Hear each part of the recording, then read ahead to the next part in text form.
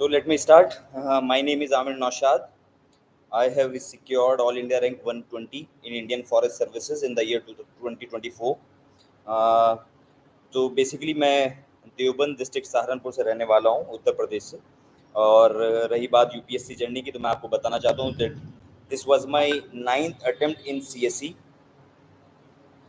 This was my 9th attempt in CSE and it was my also 9th CSE mains. So basically मेरा prelims हर बार clear हुआ है और मैंने CSE में 3 interview भी दिए हैं और इस साल मेरा फाइनली 4 मार्क्स से नहीं हो पाया था. सो मेरा लास्ट अटेम्प्ट था, लेकिन लास्ट अटेम्प्ट में मेरा CSE नहीं हो पाया. फाइनली फॉरेस्ट में मेरा ऑल इंडिया रैंक 120 आ गया है. तो ये मेरी एक ब्रीफ सी जर्नी है. मेरे सिलेक्शन के बारे में मुझे जो पता लगा है वो मेरे एक दोस्त ने कॉल किया था, तो उससे मुझे पता लगा. First reaction after selection, I was happy. तो ठीक है, मतलब फाइनली हुआ तो एक खुशी थी. That's it. सक्सेस का credit it goes to my family, my friends, my teachers and all the people who prayed for me, जिन्होंने मेरे लिए दुआ की. उन सबको मेरा ये सक्सेस का क्रेडिट जाता है. अब इम्पॉर्टेंट बात जो है कि वो प्रीलिम्स की तैयारी के लिए मैं आपको बहुत एक ब्रीफ सा बताना चाहूँगा कि मैंने बहुत ज़्यादा कोशिश की कि मेरी जो बेसिक बुक्स हैं उसमें कोई प्रॉब्लम ना आए. तो मैं एक बार बेसिक बुक्स भी बता देता हूँ. जैसे मैंने पॉलिटी के लिए सिर्फ लक्ष्मीकांत पढ़ी.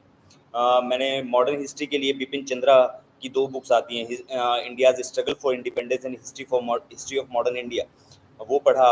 इसी तरह मैंने मिडिवल के लिए सतीश चंद्रा पढ़ा और साथ ही साथ मैंने एंशिएंट के लिए आर एस शर्मा पढ़ा था. एनवायरनमेंट के लिए आई स्टिक टू शंकर और इकोनॉमिक्स के लिए आप मृणाल सर के नोट्स देख सकते हैं. साइंस एंड टेक्नोलॉजी मैंने कम्प्लीटली करंट पढ़ा. तो ये सब मेरे बेसिक सोर्सेज हैं. जो कोई भी टॉपर आपको बताता है वही मेरे सोर्सेज थे. बट अगर मैं स्ट्रेटजी की बात करूं तो वो स्ट्रेटजी ये थी कि मैं मल्टीपल रिविजन्स पे मैंने बिलीव किया है. मैंने बहुत ज़्यादा करंट पे प्रिपरेशन करने की कोशिश नहीं की. मैंने स्टैटिक बहुत स्ट्रांग रखा. मैंने कोशिश यही की कि मैं स्टिक करूं अपने वही स्टैटिक पार्ट पर, और मैं स्टैटिक पे को ही मैंने बहुत स्ट्रांग किया. तो मुझे शायद लगा, वही मुझे लगता है कि उससे शायद मुझे ज़्यादा हेल्प मिली है. मल्टीपल रिविजन्स मेरा यही रहा. रही बात सी सेट की, आई वुड से कि आई एम लकी कि मेरा शायद थोड़ा सा मैथ्स ठीक है. बट स्टिल ऐसा नहीं है कि जिनका मैथ्स अच्छा था उनका सी सेट हर बार निकल जाता है. तो सी सेट के लिए मैंने कोशिश की कि मैं जितना PYQs देखता रहूँ और जितना मैं PYQs करता रहूँ, वो ही मैंने किया है. PYQ से ये होता है कि आपको पता लग जाता है कि किस एरिया से क्वेश्चन आते हैं. तो you can target those areas के नंबर सिस्टम से ज़्यादा क्वेश्चन आ रहे हैं, एवरेज, ये सब अगर जो भी चल रहा है, आप वो एरिया पे फोकस कर सकते हैं, तो वो आपके लिए ईजी हो जाता है. अब मेंस की बात करें तो मेंस मैंने बहुत ज़्यादा कोशिश करी कि मैं स्टिक करूं PYQs पे, और PYQs से ही मुझे बहुत ज़्यादा हेल्प मिली है. तो GS1, GS2, GS3, GS4, GS1 में अगर मैं सोसाइटी की बात करूं तो because my option was sociology, तो इतनी ज़्यादा दिक्कत नहीं आई. ज्योग्राफी में मैंने बहुत ज़्यादा PYQs को किया और नोट्स भी बनाए. इसी तरह हिस्ट्री में मैंने नोट्स बनाए, आर्ट एंड कल्चर में नोट्स बनाए. अगर मैं GS2 की बात करूँ तो GS2 में भी मैंने यही कोशिश करी कि मैं बहुत ज़्यादा PYQs और अपने खुद के नोट्स बनाए. GS3 में खुद के नोट्स बनाए. GS4 में भी इवेंचुअली जो एक बेसिक मटेरियल से मैंने डेफिनेशंस वगैरह, एग्जांपल्स वगैरह लेके अपने नोट्स बनाए खुद से, और यही सब मुझे हेल्प किया.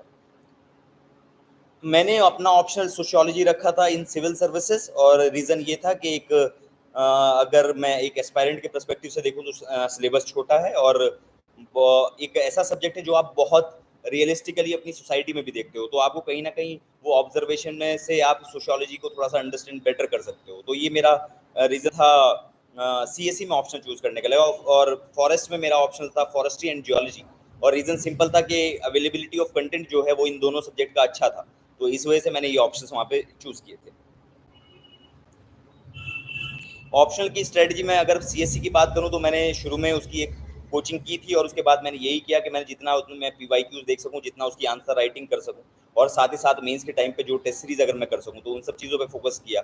और कहीं ना कहीं कई बार हेल्प भी किया, कई बार नहीं हेल्प किया, क्योंकि कई बार मेंस लिखे तो हर बार मार्क्स इतने नहीं आए जितने मैंने एक्सपेक्ट किए थे.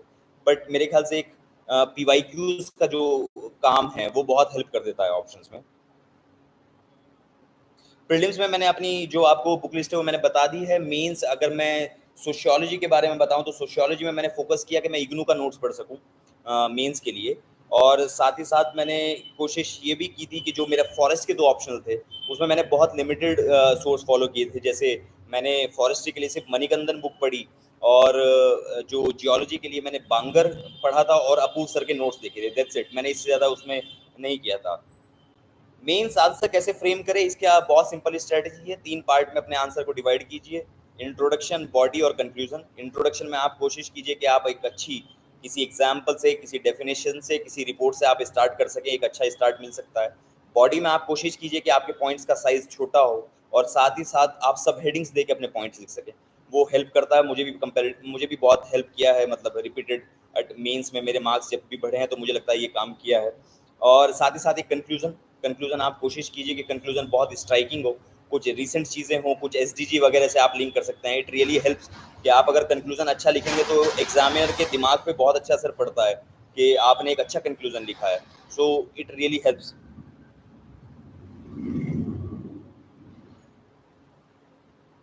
मल्टी डायमेंशनल आंसर कैसे लिखें, तो बहुत मतलब जब आप पीवाईक्यूज करते हैं वो बहुत इंपॉर्टेंट है कि आप पीवाईक्यूज करते हुए आप देखें कि आपका क्वेश्चन आपका मल्टी डायमेंशनल बन पा रहा है या नहीं आंसर। तो मल्टी डायमेंशनल बनाने के लिए आप सिंपल स्ट्रेटेजी बनाएं कि सोसाइटी के आंसर को आप सोसाइटी तक लिमिट नहीं करें, उसको इकोनॉमी से जोड़ सकते हैं या नहीं। इस तरह पॉलिटी के क्वेश्चन में आप जो एग्जाम्पल, जो रिसेंट सोसाइटी में कुछ एग्जाम्पल्स आ रहे हैं वो आप डालने की कोशिश करें। तो इंटरलिंकिंग, और उसके लिए बहुत ज़्यादा इंपॉर्टेंट है कि आप ब्रेन करते रहें। मतलब जब भी आप कभी पढ़ रहे हो तो आप ब्रेनस्टॉर्मिंग कीजिए ताकि आप को वो प्रैक्टिस हो जाए, वो क्वेश्चन एक दूसरे को पॉइंट से लिंक करने के लिए। इट रियली हेल्प्स, वो काम कर सकते हैं आप। जीएस में पॉइंट वाइज लिखें। जीएस में इट्स इम्पॉर्टेंट कि आप पॉइंट वाइज ही आंसर लिखें।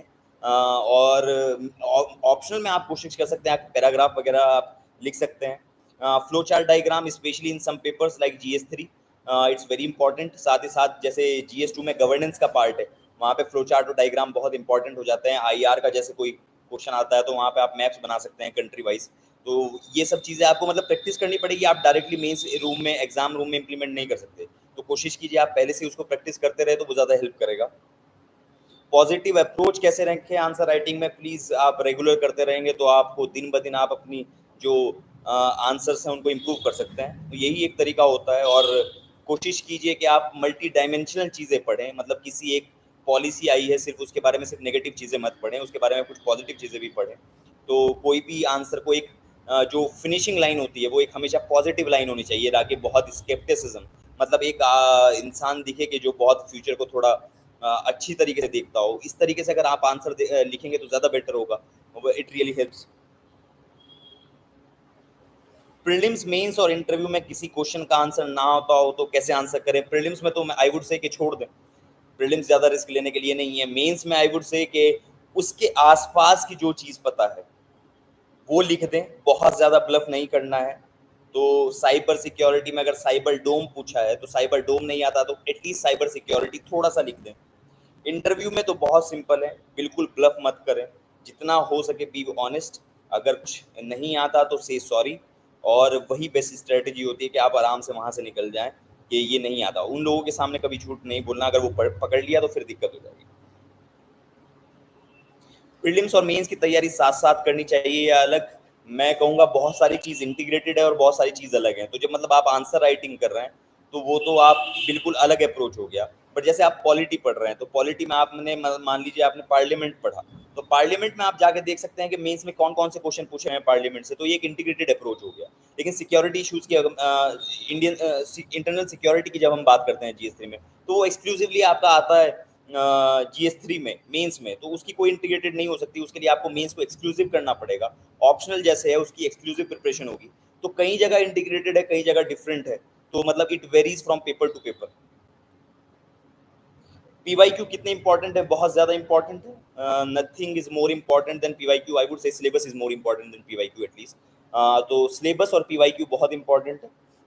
सिलेबस याद होने के बाद अगर कोई चीज़ है जो आपको बताएगी कि आपकी प्रिपरेशन किस तरफ जानी चाहिए, इट्स ओनली पीवाईक्यूज। वो प्रीलिम्स हो वो मेंस हो, प्लीज़ पीवाईक्यू को अपना बेसिक बनाइए, उसी के हिसाब से अपने नोट्स भी बनाइए कि अच्छा ये चीज़ें पूछी जाती हैं तो मुझे यही चीज़ पता होनी चाहिए, मुझे यही चीज़ लिखनी भी है। तो अगर इस तरीके से आप प्रिपेयर करेंगे तो आपका मतलब बहुत ज़्यादा डेविएशन नहीं आएगा प्रिपरेशन में। पीवाईक्यू आपको एक पाथ बता देता है कि अच्छा ये चीज़ें यूपीएससी पूछ सकता है और ये चीज़ें मुझे होनी चाहिए। तो PYQ is very important. Analysis कैसे करना है पीवाईक्यू का मतलब यही है कि किस एरिया से कितने क्वेश्चन पूछे जा रहे हैं। आर्ट एंड कल्चर जीएस 1 में इग्नोर किया जा सकता है या नहीं, क्योंकि वो 40-40 नंबर तक आर्ट एंड कल्चर पूछते हैं। तो आप ये एनालिसिस कर सकते हैं कि वो डायनेस्टीज पे क्वेश्चन बहुत ज्यादा पूछते हैं। तो इस तरीके से आपको पता होना चाहिए कि यार कौन सी चीज इग्नोर कर सकते हैं, किस चीज को इग्नोर नहीं कर सकते। जैसे इस साल में अगर आपको बताऊं, जैसे जैसे मुझे याद आ रहा है तो लास्ट 2 ईयर्स में शायद फूड प्रोसेसिंग पे क्वेश्चन नहीं आया है जीएस 3 में, तो हाई चांस कि इस साल वापस वो आ जाएगा। तो ये एक एनालिसिस होता है कि कौन सा क्वेश्चन कुछ टाइम से मिसिंग है, दे आर हाई चांसेस कि वो वापस रिपीट हो जाएगा। तो ये एक एनालिसिस होता है कि सिलेबस से कितना स्टिक कर रहा है UPSC in terms of PYQs. ये सब चीजें आप अपने ध्यान में रखिए एनालिसिस करते हुए। पीवाईक्यू से क्वेश्चन थीम रिपीट होती हैं, यस दे बिल्कुल रिपीट होती हैं और एग्जैक्ट वर्ड्स में भी रिपीट होती हैं। ऐसा नहीं है कि यूपीएससी अपना पेपर रिपीट नहीं करता, बहुत सारे क्वेश्चन रिपीट होते हैं। इवन यहाँ तक एक्सटेंट पे रिपीट होता है कि 2023 और 2024 के मेंस में भी वो रिपीट हो गए हैं। जैसे वैदिक सोसाइटी के बारे में जीएस 1 का क्वेश्चन है, वो 2023 मेंस में भी आया था जीएस 1 में, 2024 जीएस 1 में भी आया है। तो ये रिपीट होता है, मतलब ऐसा नहीं है कि वो रिपीट नहीं करते, बहुत ज्यादा रिपीट करते हैं। और अगर रिपीट नहीं करते तो थीम तो बहुत ज्यादा रिपीट होती है। इंटरव्यू बोर्ड और इंटरव्यू पैनल के बारे में बताइए, तो मैं अपने पैनल के बारे में बता सकता हूँ। My board was of Suman Sharma ma'am, very cordial board, और लकीली अच्छा इंटरव्यू रहा मेरा। मुझे सीएससी में भी 190 मार्क्स दिए, 190, तो वो भी अच्छा था। और साथ ही साथ मुझे फॉरेस्ट में 219 मार्क्स दिए इंटरव्यू में। तो दो और फॉरेस्ट में भी मेरा बोर्ड सुमन शर्मा मैम का ही था। तो मेरे लिए तो बहुत अच्छा रहा एक्सपीरियंस इंटरव्यू का। और अच्छा बोर्ड होता है, दे वोंट बॉदर यू। अगर आप उनको परेशान नहीं करोगे तो आपको वो भी आपको परेशान नहीं करेंगे। Be very honest in front of them. वहाँ ब्लफ करना, वहाँ झूठ बोलना काम नहीं करता। बस यही एक स्ट्रैटेजी सबसे इंपॉर्टेंट होती है इंटरव्यू के लिए। इंटरव्यू ड्रेस कोड बहुत फॉर्मल होता है, मतलब वही लड़के मोस्टली सूट पहनते हैं और लड़कियां जो अटायर होता है साड़ी या सूट जो जिस तरीके से पहन सकती हैं। तो फॉर्मल सेटअप में एक इंटरव्यू होता है, यही सबसे ज़्यादा। डेफ कैसे बनाए? डेफ के लिए आपको पता होना चाहिए कि आपके इंटरेस्ट क्या है, आपकी हॉबीज़ क्या हैं। बेसिक इन्फॉर्मेशन आपके बारे में ली जाती है डेफ के से, कि आप कहाँ से हैं, आपके पेरेंट्स क्या करते हैं, आपका इंटरेस्ट क्या है, आपने लीडरशिप में क्या क्या किया है। तो बी वेरी ऑनेस्ट, जो जो आपने किया है बताइए। आपकी जो हॉबी है बताइए, क्योंकि हॉबीज़ से बहुत सवाल उठते हैं। कई बार तो पहला क्वेश्चन वहीं से होता है। तो ऑनेस्टली अपने बारे में जो चीज़ें हैं वो लिखिए। अगर किसी को कोई हॉबी अभी नहीं है और वो 1 साल बाद के लिए प्रिपेयर कर रहा है, तो इस मीनवाइल इस टाइम में प्रिपेयर कर लीजिए हॉबी। अच्छा रहेगा, अगर कोई हॉबी पहले से प्रिपेयर हो तो अच्छा रहता है। इंटरव्यू के लिए पर्सनैलिटी कैसे डेवलप करें सर? मतलब बहुत मुश्किल क्वेश्चन है। पर्सनैलिटी इज समथिंग जो आप ओवर द ईयर्स डेवलप करते हैं, बट स्टिल आई वुड से कि जितना हो सके लोगों से बात करना, आसपास के बारे में जानना, अच्छे से चीज़ों को ऑब्जर्व करना, और अपना पॉइंट ऑफ व्यू एक डिसेंट वे में रखना। न्यूज़पेपर्स पढ़ना बहुत इंपॉर्टेंट लगता है मुझे पर्सनैलिटी डेवलपमेंट के लिए। ये सब चीज़ें अगर आप करें तो एक अच्छी पर्सनैलिटी आप शायद डेवलप कर सकें। साथ ही साथ अपने बारे में, खुद के बारे में जानना कि आप खुद कैसे इंसान हैं, आप कहाँ कंफर्टेबल हैं, किन चीज़ों में कंफर्टेबल हैं।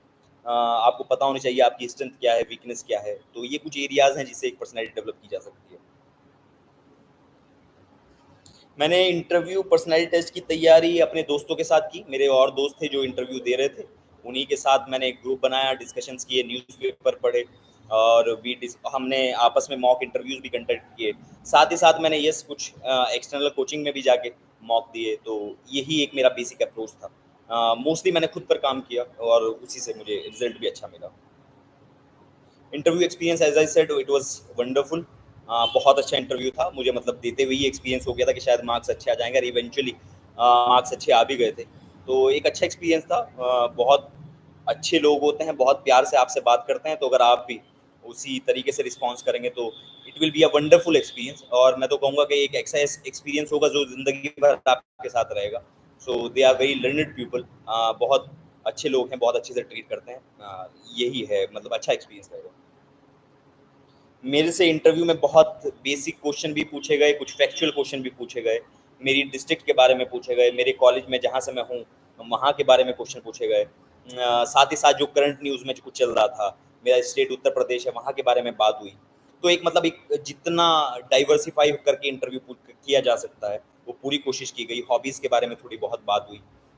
तो करंट चीज़ें ये सब जो भी चल रहा था, तो पाँचों मेंबर्स इन सीएससी एंड और चारों मेंबर इन फॉरेस्ट, तो जितना डाइवर्सिफ़ाई हो सके होने के बाद वो क्वेश्चन पूछे जा सकते थे, वो पूछे गए। And I am very thankful, उन्होंने अच्छे मार्क्स दिए।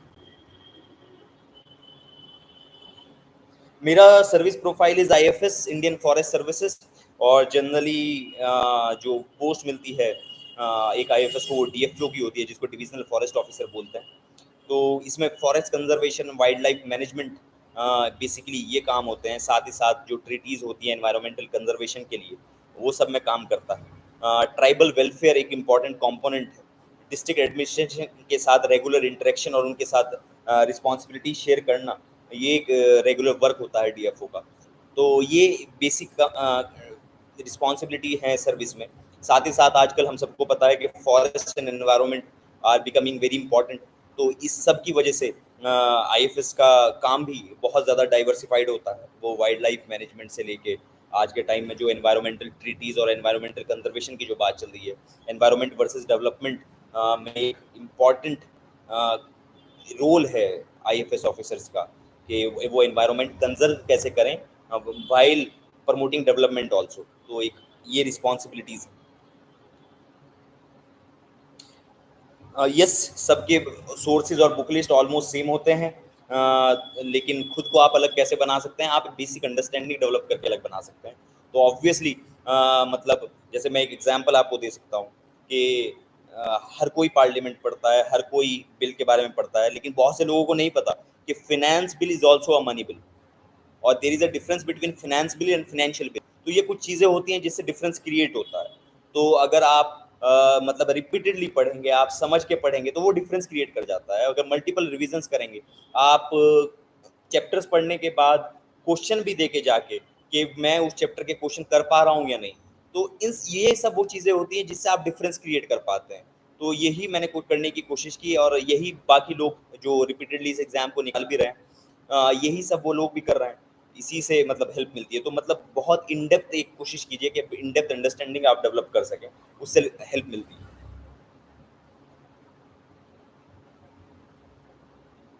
अगर मुझे फिर से यूपीएससी देने का मौका मिले तो मैं क्या नहीं करना चाहूँगा, तो obviously I won't make the mistakes जो मैंने मेंस में किया, और मैं अपने ऑप्शनल को बहुत अच्छे से करना चाहूँगा, क्योंकि शुरू के 2 अटेम्प्ट में मैंने अपने ऑप्शनल को बहुत इग्नोर किया। तो उसकी वजह से कहीं न कहीं टाइम ज़्यादा लग गया, फिर प्रेशर बढ़ता गया विद मल्टीपल अटेम्प्ट्स। तो यही है कि मेंस पे ज़्यादा फोकस करता मैं स्टार्टिंग के अटेम्प्ट्स में, और प्रीलिम्स को थोड़ा-सा शायद पीछे भी लेके आ सकता था। बट जो लेट द बायगोन्स बी बायगोन्स, जो चला गया उसके बारे में कुछ ऐसा रिग्रेट करने की नहीं है। I am very happy whatever I have. और ठीक है, मतलब यही एक सजेशन मैं खुद को दे सकता था कि मेंस पे ज़्यादा फोकस करो। यूपीएससी में मैंने बताया, जैसे मैंने गलती यही करी थी कि मैंने मेंस पे थोड़ा कम फोकस किया इन माय अर्लियर अटेम्प्ट्स, जिसकी वजह से एक फाउंडेशन जो होता है किसी भी एक स्टेज का, वो मेंस में मेरा वीक हो गया था। और वो फाउंडेशन को ठीक करने में आई डोंट थिंक वे फिर मैं उसको उस लेवल पे ठीक कर पाया कि मैं 800 वाला जो मार्क होता है उसको क्रॉस कर पाऊँ। तो इसी वजह से मुझे लगता है कि वो एक मिस्टेक है। अगर वो मिस्टेक मैं नहीं करता तो मेरे लिए ज़्यादा बेटर होता। यूपीएससी मैंने क्यों सेलेक्ट किया, बिकॉज़ जब मैंने सर्विस प्रोफाइल्स के बारे में पढ़ने की कोशिश की, तो मुझे लगा कि ये दिस इज़ द एरिया जहाँ पे मैं अपने आप को बेटर प्रेजेंट कर सकता हूँ, और ये एक अपॉर्चुनिटी है जो नेशन बिल्डिंग में बहुत अच्छा रोल देती है। अभी डेवलपमेंट में इन सब चीज़ों में जो स्कोप यूपीएससी देता है, civil services and forest services देता है, आई डोंट थिंक वो कोई और सर्विस इतना डाइवर्स अपॉर्चुनिटीज़ आपको दे सकती है। तो that's the reason I wanted to be a part, कि जो अपने कंट्री के डेवलपमेंट में एक अच्छा इंपॉर्टेंट रोल कर सके। That was my motivation. Government website I don't think मैंने कुछ ज़्यादा यूज़ किया है। पीआईबीज वगैरह मैं कभी कभी देख लिया करता था, हाँ। बट जो एक इंपॉर्टेंट चीज़ मैंने परमानेंट यूज़ करी वो था न्यूज़पेपर। न्यूज़पेपर मैंने नहीं छोड़ा, वो ही मेरा बेसिक सोर्स ऑफ इंफॉर्मेशन था।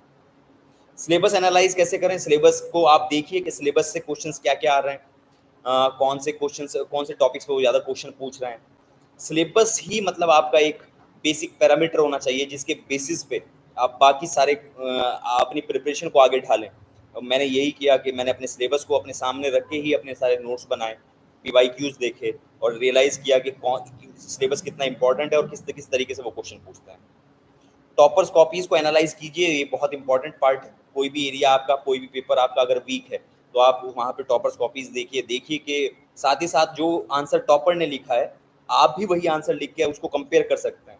तो इट रियली हेल्प्स कि आपको पता लग जाएगा कि अच्छा आपका टॉपर से कहाँ difference of point of view आ रहा है, वो बहुत इंपॉर्टेंट रहता है।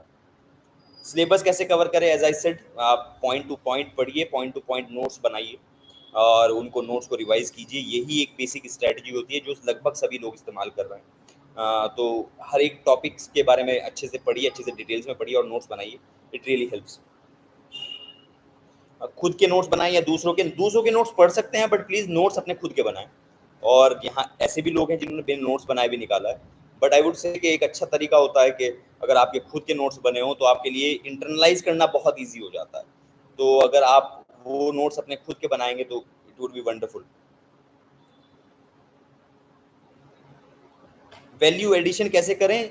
न्यूज़पेपर, करंट अफेयर्स जो आता रहता है, साथ ही साथ जो भी रिसेंट इवेंट्स हो रहे हैं उसको अपने नोट्स में ऐड करते रहिए। That's the best source for value addition. वही करने से मतलब आपका एक अच्छा खासा वैल्यू एडिशन हो जाता है जो बहुत ज़्यादा हेल्प भी करता है। एनसीईआरटीज बहुत इंपॉर्टेंट है। These are the basic books which should not be ignored. और ऐसा नहीं है कि, लेकिन लेट मी क्लियर, कि ऐसा नहीं है कि आप 6 to 12 सारी एनसीईआरटीज पढ़ने लगे। बी वेरी सेलेक्टिव आप एनसीईआरटीज पढ़ते हुए। तो ऐसा नहीं है कि आप सारी एनसीईआरटीज पढ़ रहे हैं, बट येस बहुत ज़्यादा एरियाज में बहुत इंपॉर्टेंट है, जैसे हिस्ट्री में बहुत इंपॉर्टेंट है, ज्योग्राफी में बहुत इंपॉर्टेंट है, इकोनॉमिक्स में बेसिक कंसेप्ट समझने के लिए बहुत इंपॉर्टेंट है। बट ऐसा नहीं है कि आप एनवायरनमेंट तो फिक्स है, शंकर बाप को पढ़ना है। पॉलिटी में आप कोशिश कीजिए आप लक्ष्मीकांत पे स्टिक करें, वहाँ एनसीईआरटी का कोई इतना इंपॉर्टेंट रोल नहीं, मुझे पर्सनली नहीं लगा, कुछ लोगों को शायद लगता हो। तो इस तरीके से आप देखें। एनसीईआरटी जैसे मैंने कहा, प्लीज़ हेड टू टू आप पूरा पढ़िए, चैप्टर्स पढ़िए। चैप्टर्स पढ़ने के बाद देखिए कि वहाँ से क्वेश्चंस क्या पूछे गए हैं। जब आप क्वेश्चन समझ जाएंगे तो आपको पता लग जाएगा कौन सा चैप्टर चैप्टर कितना इंपॉर्टेंट है और किस तरीके से आपको पढ़ना है। मतलब यूपीएससी किस तरीके से उस चैप्टर से क्वेश्चन पूछ रहा है, उस टॉपिक से क्वेश्चन पूछ रहा है, तो it becomes very easy. UPSC की तैयारी कब से स्टार्ट करनी चाहिए? Depends on individual. I would से कि आप ग्रेजुएशन के टाइम पे कीजिए, एटलीस्ट 12th के बाद तो मत कीजिए, 10th और 12th के बाद तो मत कीजिए, अदरवाइज आपका ग्रेजुएशन खराब हो जाएगा। मुझे लगता है कॉलेज बहुत इंपॉर्टेंट स्टेज है आपकी एक फाउंडेशनल जो पर्सनैलिटी डेवलप करने के लिए। सो उसको मतलब इंजॉय कीजिए। और कॉलेज के टाइम में आप मतलब डिसाइड कर सकते हैं कि आपको प्रिपरेशन करनी है, तो वहाँ पे एक आप पुश दे सकते हैं आपको पढ़ने का। लेकिन ऐसा नहीं है कि आप अपना कॉलेज पूरी कंप्लीटली उसको इग्नोर कर दें यूपीएससी की तैयारी करने के लिए।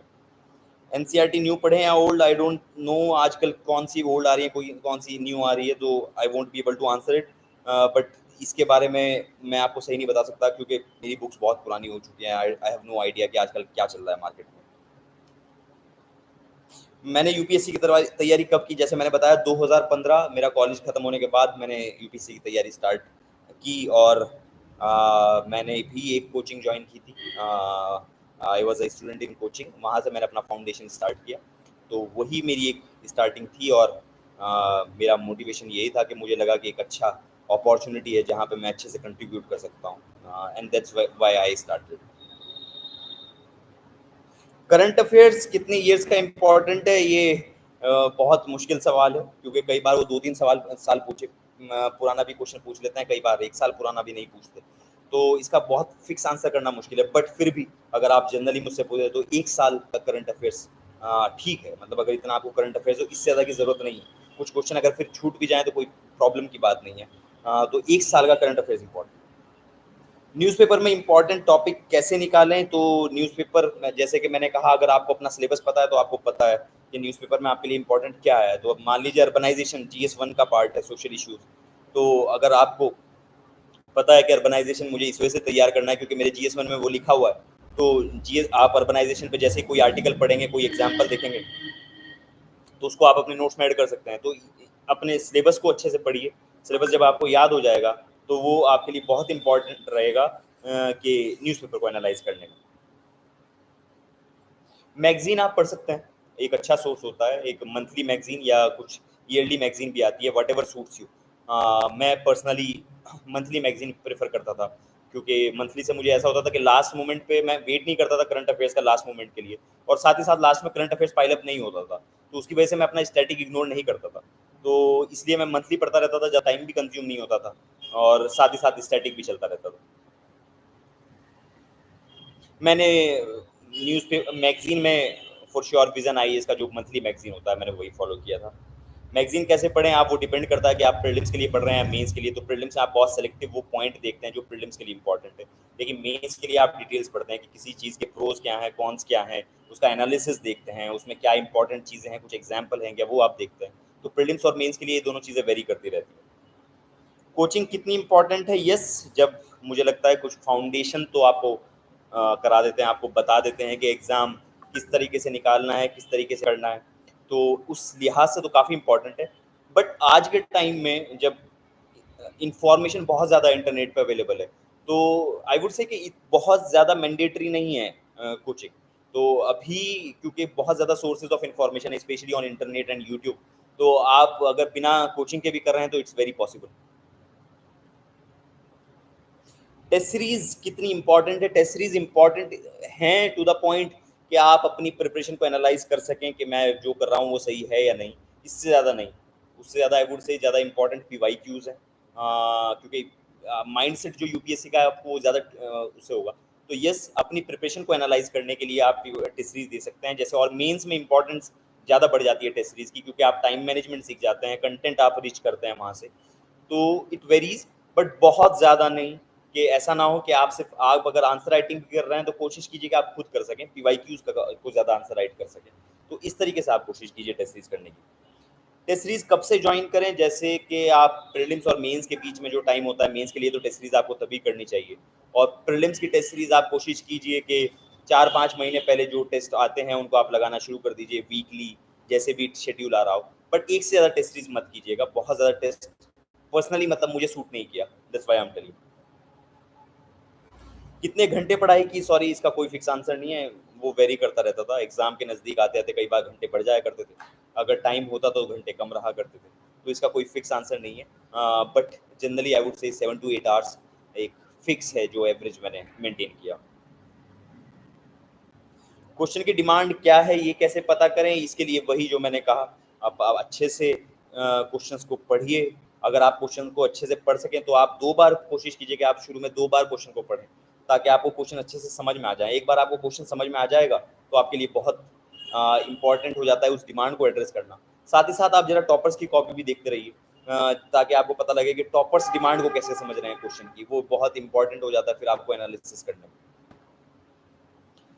यूपीएससी की तैयारी के लिए मोटिवेशन कहाँ से मिला? जैसे कि मैंने कहा कि एक पर्सनल ड्रीम था, और साथ ही साथ घर वालों का सपोर्ट था। ये कुछ चीज़ें हैं जिसकी वजह से मैं मोटिवेट होता रहा, और यही एक बेसिक मोटिवेशनल फोर्स था। साथ ही साथ में एक अर्ज था कि मैं कुछ अच्छे में कंट्रीब्यूट कर सकूँ, कुछ एक अपॉर्चुनिटी ऐसी ले सकूँ अपनी ज़िंदगी में जिससे मैं खुद को सेटिस्फाई रख सकूँ। तो ये कुछ बेसिक सोर्स ऑफ मोटिवेशन था।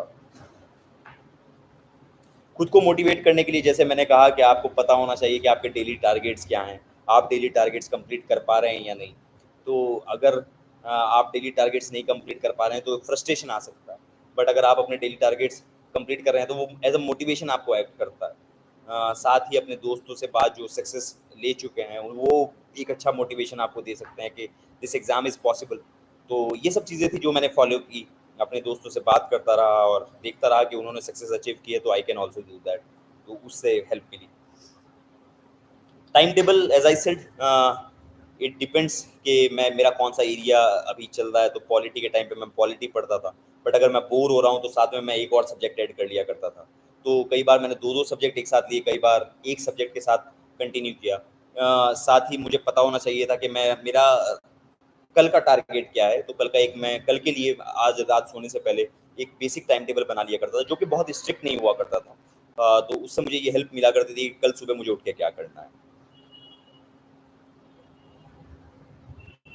मीडियम डिपेंड्स, आप किस चीज़ में कंफर्टेबल हैं। आप अगर हिंदी में कंफर्टेबल हैं तो हिंदी के साथ जाइए, इंग्लिश में कंफर्टेबल है तो इंग्लिश में जाइए। हिंदी में भी सिलेक्शन हो रहे हैं, इंग्लिश में भी सिलेक्शन हो रहे हैं, तो प्लीज़ इस चीज़ को अपना बैरियर मत समझिए। मीडियम आप वही चूज़ कीजिए जो कंफर्टेबल हो, जिसमें आप सोशल मीडिया का यूज़ आई वुड से मिनिमम, कोशिश करें कि आप मिनिमली यूज़ करें सोशल मीडिया। जितना आप दूर रहेंगे उतना, क्योंकि सोशल मीडिया आपका बहुत टाइम किल कर सकता है। तो बहुत ज़्यादा सोशल मीडिया पे एक्टिव रहने की ज़रूरत नहीं है। आई वोंट से कि सोशल मीडिया बहुत इम्पोर्टेंट रोल प्ले करता है। रादर टॉपर्स की जर्नी देखने के बाद मुझे यही लगता है कि सोशल मीडिया से दूर रहना ज़्यादा बेहतर है। यूपीएससी की तैयारी ऑनलाइन करनी चाहिए या offline, it all depends on you.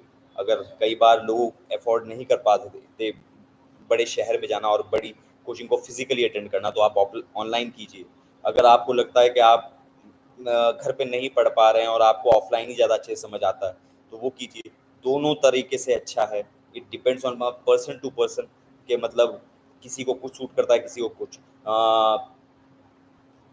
बहुत लोग प्रेफ़र नहीं करते कि वो डेली जाके पढ़ें, तो उनके लिए ऑनलाइन बहुत अच्छा है। ब कुछ लोगों को लगता है उनको घर से बाहर जाके पढ़ना चाहिए, तो उनके लिए ऑफलाइन सूट करता है। So it varies from person to person.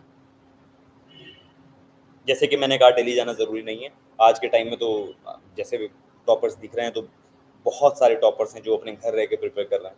तो इतनी ज़्यादा ज़रूरत नहीं है। आप बहुत पीसफुल एनवायरनमेंट अगर अपने लिए सिक्योर कर सकें अपने घर के आस-पास ही या अपने घर में ही, तो वो और ज़्यादा बेटर हो सकता है मुझसे। मैप्स समझ नहीं आते हैं, क्या करें? तो मैप्स मतलब समझना, तो मुझे नहीं पता उसमें समझने से क्या आप बोल रहे हैं। मैप्स समझने की बात नहीं होती। मैप्स तो मतलब आपको देखना होता है, उसका एक एनालिसिस करना होता है कि क्या बॉर्डर्स हैं, क्या इंपॉर्टेंट वाटर बॉडीज़ हैं वहाँ पे, किस तरीके से क्वेश्चन पूछ रहा है यूपीएससी उन बॉर्डर एरियाज़ पे, उन मैप्स पे। तो इतना कुछ समझ आने वाली बात नहीं है वो, मतलब वो ज़्यादा आई वुड से कि वो तो याद करने वाली बात है। और अगर आप डेली न्यूज़पेपर अगर आप पढ़ रहे हैं, तो आपका इंटरेस्ट डेवलप हो सकता है मैप में। आप कोशिश कीजिए कि आप डेली न्यूज़पेपर पढ़ें, तो उसके लिए उससे आपका मैपिंग वाला जो एरिया है वो काफ़ी ईज़ी हो सकता है। जैसे मैंने कहा, मैप्स को कैसे याद करें? अगर इंटरेस्ट डेवलप हो जाए, तो अगर कोई इंसान रेगुलरली कोई एक एरिया को रेगुलरली न्यूज़पेपर में पढ़ रहा है, तो फिर उसको याद करने की ज़रूरत नहीं है। मतलब फिर उसको पता लग जाएगा, अच्छा ये एरिया की जो बात हो रही है वो फला कंट्री में है, और ये कंट्री आजकल पिछले कुछ टाइम से न्यूज़ में क्यों थी। तो इस तरीके से वो आराम से उस चीज़ को याद कर सकता है। फिर आपको रटने की ज़रूरत नहीं पड़ेगी उसको, अगर आप रिपीटेडली पढ़ रहे हैं। तो ये इस सेंस में न्यूज़पेपर आपकी बहुत हेल्प कर सकता है मैप्स को याद करने में। प्लान बी रखना चाहिए या नहीं? प्लान बी कई बार बहुत इंपॉर्टेंट चीज़ हो सकती है कि यूपीएससी में, क्योंकि हम पता है कोई गारंटी नहीं है। तो कई बार फाइनेंशियल सिक्योरिटी के लिए, कई बार इमोशनल सिक्योरिटी के लिए, मेंटल हेल्थ के लिए प्लान बी वर्क्स। और बट मतलब स्टार्टिंग के ईयर्स में बहुत ज़्यादा प्लान बी पे फोकस मत करना, कहीं ऐसा ना हो कि प्लान ए थोड़ा पीछे रह जाए प्लान बी के चक्कर में। But yes, plan B is important, मतलब आप प्लान कर सकते हैं इस चीज़ को। Plan B after 2 to 3 attempts कब से रखें? प्लान बी के बारे में आप सोच सकते हैं कि 2 से 3 अटेम्प्ट में अगर आपका नहीं हो रहा, ये तो आप प्लान बी के बारे में भी आप सोचें साइमल्टेनियसली कि अगर ये नहीं होता इवेंचुअली, तो फिर मेरे पास क्या ऑप्शन है। रिवीजन कैसे करें? कोशिश करें कि फर्स्ट राउंड में तो आप नोट्स मत बनाएं। सेकंड राउंड जब आप कोई बुक का पढ़ रहे हैं, तो आप उसके नोट्स बना लें। उन्हीं नोट्स को आप फिर मल्टीपल रिवीजन कर सकें। और साथ ही साथ रिवीजन करते हुए ये देखें कि आप जो पीवाईक्यूज एड्रेस कर पा रहे हैं या नहीं। अगर आपका पीवाईक्यूज उस रिवीजन से कंप्लीट हो रहा है, तो इसका मतलब आपका रिवीजन सही है। और अगर वो नहीं हो पा रहा है, तो इसका मतलब आपने कुछ बेसिक चीज़ें बुक्स में छोड़ दी हैं, तो वो रिवीजन आपको फिर से करना पड़ेगा। तो इस तरीके से आप अपना रिवीजन का टेक्निक बनाएं। पढ़ा हुआ याद कैसे रखें? 2 तरीके होते हैं, एक बार मल्टीपल टाइम्स पढ़ लीजिए, वो भी हेल्प करता है। दूसरा ये कि अगर आप पढ़े हुए पे क्वेश्चन एनालाइज़ कर लें और क्वेश्चन सॉल्व कर लें, तो फिर वो ज़्यादा अच्छे से दिमाग में जाता है। तो अगर मल्टीपल रिवीजन करने का टाइम नहीं है, वैसे तो पहला फैक्टर मल्टीपल रिवीजन ही होना चाहिए। अगर ज़्यादा टाइम नहीं है, तो आप कोशिश कीजिए कि आप एटलीस्ट क्वेश्चन सॉल्व कर लें, तो वो हेल्प कर सकता है। डिस्ट्रैक्शन से कैसे बचें? अपने मोटिवेशन से। अगर आपके पास मोटिवेशन अच्छा है, तो डिस्ट्रैक्शन कम होगा। जैसे जैसे कि मैंने कहा, सोशल मीडिया को थोड़ा कम यूज़ कीजिए ड्यूरिंग द प्रिपरेशन फेज़। और मोटिवेशन हाई रहेगा तो डिस्ट्रैक्शन कम होता है। साथ ही साथ आपको पता होना चाहिए कि आप ये प्रिपरेशन स्टार्ट कर क्यों रहे हैं। तो अगर आपके पास इन चीज़ों के सही आंसर हैं, तो आपका डिस्ट्रैक्शन होने के चांस कम है। पढ़ाई में मन कैसे लगा? As I said, same answer. Motivation अगर होगा तो पढ़ाई में मन लगेगा, otherwise it becomes very difficult. मेरी तरफ से टिप्स यही कि ऑल द बेस्ट। बेसिक चीज़ों को मत छोड़िएगा। मार्केट में बहुत ज़्यादा चीज़ें बहकावे के लिए हैं, जो काम नहीं करती है, वो के लिए स्टूडेंट्स के लिए ज़्यादातर। और फेलियर से कभी डरिए मत। फेलियर होने के बाद ये नहीं कि आप अपने सोर्सेज चेंज कर दें या आप कुछ अलग से फिर कुछ कोचिंग शुरू कर दें। आई वुड से कि जब कोई फेलियर हो तो उससे पता कीजिए कि फेलियर हो क्यों रहा है, और अगर इस तरीके से एनालिसिस करेंगे तो ज़्यादा इम्पोर्टेंट होगा। Be honest with your self बहुत इंपॉर्टेंट है, आपको खुद को पता होना चाहिए कि आप खुद कितनी अच्छे से मेहनत कर रहे हैं। तो ये और एक इम्पॉर्टेंट जो मुझे खुद रियलाइज़ हुआ अपनी जर्नी में कि इस एग्ज़ाम को सिर्फ एग्ज़ाम की तरह ट्रीट कीजिए। मतलब बहुत ज़्यादा बर्डन नहीं करना है इसके एग्ज़ाम के ऊपर, कि सब कुछ ज़िंदगी का इसके ऊपर अगर हम डिपेंड कर दें तो फिर वाक़ई ये एग्ज़ाम मुश्किल हो सकता है। So these are some of the tips जो मुझे लगता है किसी भी एस्पिरेंट के लिए हेल्पफुल हो सकता है। इसके अलावा अगर किसी का कोई क्वेश्चन है तो I can take that. So okay, because I think I have addressed almost all of the questions, so we can end this chat, or I would say all the best.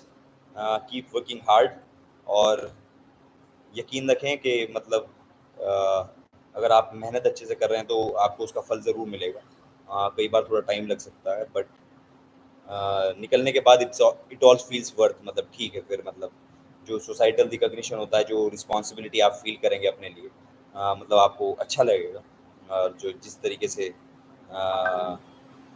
आपको opportunities मिलेगी काम करने के लिए, वो एक अच्छा motivating source है काम करने के लिए। टफ टाइम हो सकता है प्रिपरेशन में, उस टाइम पे आपको मैनेज करना है खुद को। Be positive, stay with positive people जो हेल्प करते हैं, जो आपसे बात कर सके जिससे। These are some of the tips from my side. I wish you all the best, और अगर कभी कोई मैं हेल्प कर सकूं तो you can reach out to me through social media if you can. तो that's it from my side. All the best, all the best.